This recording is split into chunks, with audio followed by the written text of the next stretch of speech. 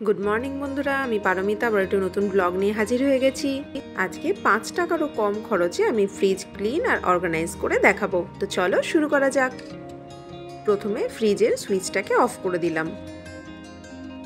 এবার ফ্রিজে যে সমস্ত জিনিসগুলো বাকি রয়ে গেছে সেগুলোকে আস্তে আস্তে বার করে নিচ্ছি।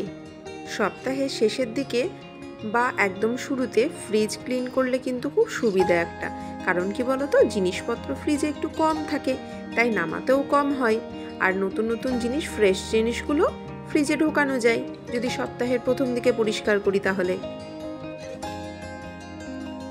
সেই জন্য আমি সপ্তাহের শেষে বা একদম শুরুতে ফ্রিজটাকে ক্লিন করে নিই। ফ্রিজটা কিন্তু বেশ অনেকটা নোংরাও হয়েছে। প্রথমে যে জিনিসগুলো এক্সপায়ার হয়ে গেছে সেগুলোকে আমি ডিসকার্ড করে দিচ্ছি। ওগুলোকে তো আর ফ্রিজে রেখে কোনো লাভ নেই, আর ফ্রিজে একটু জায়গাটাও বাড়বে। আর কি বলতো, এই কেওড়া জল, রোজ ওয়াটার, সস খুব বেশি তো ব্যবহার করা হয় না, যে কখন এক্সপায়ার হয়ে যায় অতটা লক্ষ্যই করা যায় না। চলো এবার পরিষ্কার করার জন্য সলিউশনটা বানিয়ে নিই। জল নিয়ে নিয়েছিলাম, দিয়ে দিলাম ভিম জেল। যে কোনো ডিশওয়াশার জেলগুলোই তোমরা ব্যবহার করতে পারো, আর এটা কিন্তু সবারই বাড়িতে অ্যাভেলেবেল থাকে। এবার দিয়ে দিচ্ছি লেবুর রস, এটাও কিন্তু সবারই বাড়িতেই থাকে।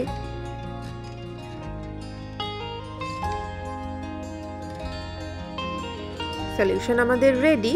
এবার এটাকে ভালো করে স্প্রে করে দিচ্ছি। আর একটা রুমাল নিয়ে নিয়েছি, বা টাওয়েল নিতে পারো, বা কটনের রুমালও তোমরা নিতে পারো, যেটা ইচ্ছে। দিয়ে ভালো করে না একটু পরিষ্কার করে নিচ্ছি। ফ্রিজের যে রাবার সাইডগুলো থাকে সেগুলোকেও কিন্তু ভালো করে পরিষ্কার করতে হবে। দেখো কেমন নোংরা উঠছে।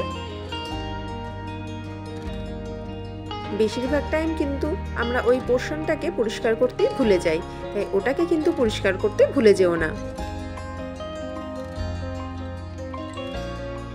তোমরা চাইলে ফ্রিজের এই তাকগুলোকে খুলেও পরিষ্কার করতে পারো, কিন্তু আমি আর খুললাম না, যেহেতু মোটামুটি খুব যে নোংরা হয়েছে তা তো নয়, খোলার সেজন্য দরকার হলো না। আর এই লেমন জুসটা যেহেতু দিয়েছি, সেই জন্য ফ্রিজটা পরিষ্কার করলে এটা দিয়ে কিন্তু ফ্রিজে কিন্তু একদম কোনো গন্ধ থাকে না। অনেক সময় কি হয়, খাবারের একটু স্মেল থেকে যায়, সেটা কিন্তু একদমই থাকবে না। পরে আর একটা টিপস দেব, একদম কিন্তু বিনামূল্যের টিপস যাকে বলা হয়, সেটা করলেও কিন্তু ফ্রিজে একদম খাবারের গন্ধ থাকবে না, যতই তুমি খাবার রাখো। দেখো তো ফ্রিজটা ভালো পরিষ্কার হয়েছে কিনা। এবার সবজি রাখার পালা। কটনের এরকম বালিশের কভার মোটামুটি সবারই বাড়িতে অ্যাভেলেবেল থাকে, আর যেগুলো আমরা ইউজ করি না, অনেক দিনের পুরনো হয়ে গেছে বা হয়তো চাদরটা নষ্ট হয়ে গেছে, সেই কভারগুলোকে ফেলে না দিয়ে তার মধ্যে কিন্তু আমরা সবজিগুলোকে রাখতে পারি। আর এই কটনের জিনিসের মধ্যে সবজিগুলো কিন্তু খুব খুব খুব ভালো থাকে এবং অনেক দিন পর্যন্ত ভালো থাকে। আর এটা তোমাদের এক্সট্রা করে কিনতেও হবে না, তাই কোনো খরচেরও ব্যাপার নেই। শুধু প্রতি সপ্তাহে একবার করে একটু পরিষ্কার করে নিলেই হয়ে যাবে। এছাড়াও আমরা জামা কাপড় কিনতে গিয়ে যে কাগজের ব্যাগগুলো দোকান থেকে দেয়, সেগুলোকেও কিন্তু ফেলে দিও না। এই কটনের ব্যাগগুলোর নিচে দু একটা টিস্যু পেপার দিয়ে সেগুলোতেও কিন্তু সবজি রাখা যায়, এবং সেক্ষেত্রেও কিন্তু সবজিগুলো খুব ভালো থাকে। আর এই কাগজের ব্যাগগুলো কিন্তু কিনতে কোনো টাকা লাগে না, খুব বেশি হলে 5 টাকা লাগে। আবার অনেক দোকান থেকে দেখবে এরকম কটনের কিছু ব্যাগ দেয়, সেই কটনের ব্যাগেও কিন্তু তোমরা সবজিগুলোকে রেখে দিতে পারো। সেক্ষেত্রেও কিন্তু সবজিগুলো খুব টাটকা থাকবে আর অনেক দিন পর্যন্ত ফ্রেশ থাকবে। আসলে কটন বা কাগজের যে কিছুই তুমি ব্যবহার করো না কেন, ময়েশ্চারটা অ্যাবজর্ব করে নেয় বলে কিন্তু জিনিসগুলো অনেক দিন পর্যন্ত খুব ভালো থাকে। এবার চলে আসছি শাক বা পাতা জাতীয় জিনিস কিভাবে রাখবো। হোটেল বা রেস্টুরেন্ট থেকে এই রকম কন্টেনার কিন্তু মোটামুটি সবার বাড়িতে অ্যাভেলেবেল থাকে। সেই কন্টেনারের নিচে একটু টিস্যু পেপার দিয়ে দিচ্ছি, তার মধ্যে রেখে দিচ্ছি ধনে পাতা বা কারি পাতা বা যে কোনো শাক। দিয়ে তার উপরেও একটা টিস্যু পেপার দিয়ে এটাকে ভালো মতো লাগিয়ে রেখে দেব। সেক্ষেত্রেও কিন্তু পাতাগুলো একদম ফ্রেশ থাকে, আর এক্ষেত্রেও কিন্তু তোমাকে 1 টাকাও খরচা করতে হলো না। বাড়ির ছেলে মেয়েরা বড় হয়ে গেলে এরকম টিফিন বক্স কিন্তু সবারই বাড়িতে একটা দুটো থাকে, সেক্ষেত্রেও কিন্তু তোমরা শাকগুলোকে এভাবে রাখতে পারো। এবার লঙ্কার ডাঁটিগুলোকে ছাড়িয়ে একটা ঝুড়িতে টিস্যু পেপার রেখে তার উপরে আর একটা টিস্যু পেপার দিয়ে লঙ্কাগুলোকে কিন্তু অনেক দিন পর্যন্ত ফ্রেশ রাখা যায়। আর যেহেতু আমাদের বাড়িতে কাঁচা লঙ্কাটাই বেশি ইউজ হয়, সেই জন্য লঙ্কাটাকে আমি এইভাবে অনেক দিন পর্যন্ত ভালো রাখি। এরকম গ্লাসের জার বাটলগুলো যদি কারোর বাড়িতে থাকে, সেক্ষেত্রে কিন্তু সেগুলো তোমরা খুব ভালো ইউজ করতে পারো। কাবলি ছোলা, বরবটি, মটর এই সমস্ত জিনিসগুলোকে না বাইরে রাখলে খুব পোকা ধরে যায়। ইভেন অড়হরের ডাল, ছোলার ডাল, কলাইয়ের ডাল। তাই আমি এগুলোকে কি করি, এরকম যে কোনো গ্লাস জার হোক বা প্লাস্টিকের জার হোক সেগুলোতে ভরে না ফ্রিজে রেখে দিই। এরকম গ্লাসের দাম কিন্তু 5 টাকার থেকে অনেক কম। এই রকম গ্লাসের মধ্যে এবার আমি লেবু রেখে দিচ্ছি, হাতের কাছে যাতে লেবুটা টুক করে পাওয়া যায়। কাঁচা লঙ্কার ডান্টি ছাড়িয়ে কাঁচা লঙ্কাও রেখে দিচ্ছি। যেহেতু গ্লাসগুলো কাগজের আর উপরে একটা টিস্যু পেপার দিয়ে দিচ্ছি, সেই জন্য এগুলো কিন্তু খুব ভালো থাকবে অনেক দিন পর্যন্ত। আর অনেক সবজির মধ্যে খুঁজে পেতে অসুবিধা হতো, তার থেকে এইভাবে রেখে দিলাম।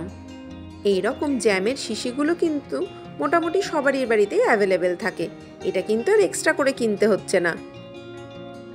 এরকম জ্যামের কাঁচের শিশিগুলোতে তোমরা যে কোনো জিনিস কিন্তু রাখতে পারো ফ্রিজে এবং খুব ফ্রেশ থাকে। এখানে একটা আমি হানির শিশি নিয়ে নিয়েছি, সেটাতে তড়কা মশলা রেখে দিচ্ছি। আসলে কি বলতো, এই মশলাগুলোকে না বাইরে রাখলে কেমন একটু খারাপ হয়ে যায়, নষ্ট হয়ে যায়। সেই জন্য আমি বেশিরভাগ মশলাগুলোকেই চেষ্টা করি ফ্রিজের মধ্যে ঢুকিয়ে রাখার। এই দেখো ছোট ছোট প্লাস্টিকের কৌটোতে কিন্তু আমি বিভিন্ন ধরনের মশলা রেখে দিয়েছি। এবার সেগুলোতে একটু নাম লিখে রাখছি, যাতে বুঝতে আমার সুবিধা হয়, যাতে বারবার করে সব মশলাগুলো খুলে খুলে দেখতে না হয়।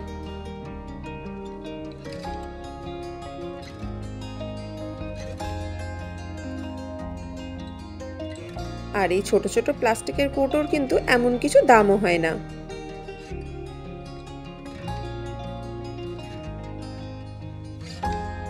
আর মশলাগুলোকে এভাবে ফ্রিজে রাখলে কিন্তু সেগুলো বেশ ভালো থাকে, মানে একসঙ্গে জমাট বেঁধে যায় না। এবার এইরকম প্লাস্টিকের যে চামচগুলো হয় সেগুলোকে কেটে একটু ছোট করে নিলাম, যাতে মশলাগুলো তুলতে সুবিধা হয়। চলো এবার ফ্রিজে একে একে জিনিসগুলোকে সাজানো যাক, যাতে টুক করে হাতের কাছে লঙ্কার লেবুটা পেয়ে যাই। সেই জন্য হাতের কাছে আমি লঙ্কার লেবুটাকে রাখলাম।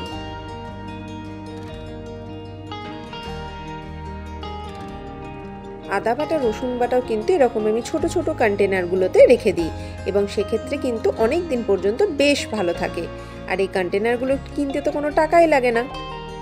রেস্টুরেন্ট থেকে বা হোটেল থেকে খাবার আনালে তো এমনিই বাড়িতে চলে আসে এই কন্টেনারগুলো।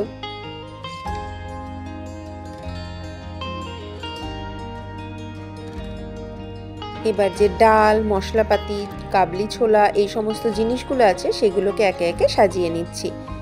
ভাজা মশলাটা রেখে দিলাম, আর এ দেখো নিচে একটু বড় সাইজের যে বাটলগুলো আছে সেগুলোকে সাজিয়ে রাখছি। ডিমটাও রেখে দিলাম, রেখে দিচ্ছি আম পান্না, আর অল্প করে জলের বোতল রেখে দিচ্ছি। আসলে ফ্রিজের জল যতটা না খাওয়া যায় ততটাই বেশি হেলদি আমাদের পক্ষে, তো সেই জন্য আমি মাত্র 2টো বোতলই ফ্রিজে ঢুকিয়ে রাখি জলের জন্য। আর বড় সাইজের যে বোতলগুলো সেগুলোকে না সবসময় ফ্রিজের পেছন দিকে রাখবে,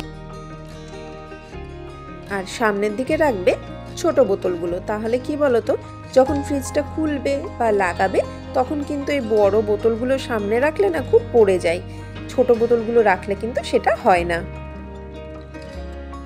এবার বাকি যে এক্সট্রা ডিমগুলো থাকলো সেগুলো এরকম ডিমের ট্রেতে আমি রেখে দিচ্ছি।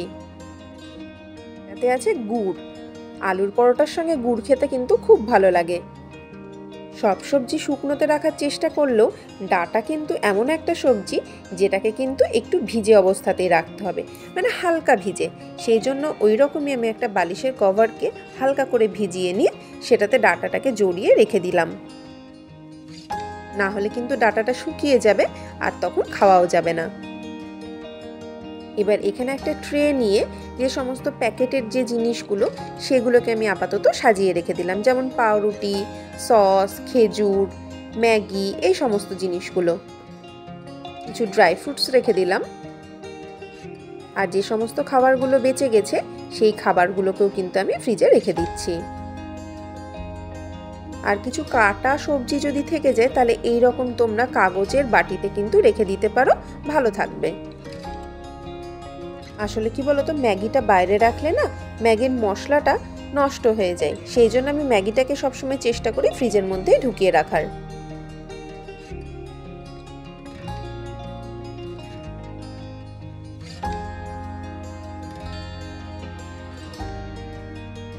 এখনো কিন্তু ফ্রিজারের সেটআপটা বাকি আছে। এই অংশের সেটআপটা কেমন হয়েছে সেটা কিন্তু অবশ্যই কমেন্টে জানিও। এবারে ফ্রিজারে পাশের পোর্শনগুলোতে রেখে দিচ্ছি বাটার আর তোমার বিভিন্ন চকলেটসগুলো রেখে দিচ্ছি। আইসক্রিমের এরকম ডিব্বা কিন্তু সবারই বাড়িতেই থাকে, আর এই ডিব্বাগুলোতে আমি মাছ মাংসগুলো রেখে দিই, খুব ভালো থাকে। আর এক্ষেত্রেও কিন্তু তোমার এক্সট্রা কিছু খরচা হলো না। এখানে কাগজের দুটো কাপে রেখে দিয়েছি যে লেবুটা আমি ব্যবহার করলাম সেই লেবুটা, আর একটু বেকিং সোডা। এই দুটো রাখলে কিন্তু ফ্রিজে খাবারের কোনো গন্ধ বেরোবে না। এবার একই সলিউশন দিয়ে ফ্রিজের বাইরেটা একটু পরিষ্কার করে নিলাম। তাহলে বন্ধুরা, ব্লগটা এখানেই শেষ করছি। একদম কম বাজেটে কিন্তু ফ্রিজ ক্লিনিং প্লাস অর্গানাইজেশন করে দেখালাম আমি। আমার মনে হয় না ইউটিউবে কেউ আগে এর থেকে কম খরচে তোমাদের fridge cleaning and also organisation করে দেখিয়েছে বলে। আশা করছি ভিডিওটা খুব ভালো লাগবে তোমাদের। আর যদি ভিডিওটা ভালো লাগে তাহলে একটা লাইক করো, আর অবশ্যই চ্যানেলটিকে কিন্তু সাবস্ক্রাইব করো। ব্লগটা কেমন লেগেছে সেটা কিন্তু অবশ্যই কমেন্ট করে আমাকে জানিও। ওকে, বাই।